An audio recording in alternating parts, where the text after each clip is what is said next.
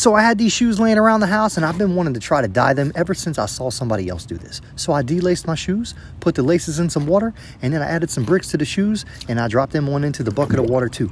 Now after that, I went on into the kitchen and I grabbed me about 20 bags of tea and I brought it to a nice piping boil. This ain't no basic tea though, this is that peach tea. So after it was boiling, I went ahead and dumped that peach tea right on in with them shoes. And then we were left with that, that mess right there.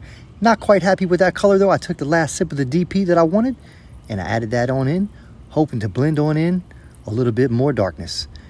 With that being said, went into the kitchen and I set my timer for about an hour and I kicked back and I was on the wait.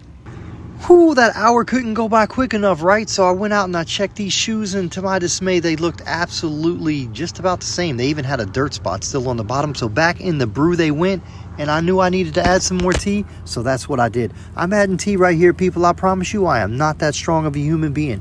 Anyway, I still didn't like the color, so I went and I got some more tea. No peach left, so I went with that black tea. And what seemed like a lifetime later, I had 50 bags of tea cut open and onto the pot, boiling up. And this is what it looked like. A lot of tea bags, a little bit of water, but I got it nice and dark, and I took it out and I added it to our solution. Now for me, this was the first time I've ever even tried something like this, so I thought, that's gotta be dark enough, it's gonna work. And for safe measures, I'm gonna leave it overnight.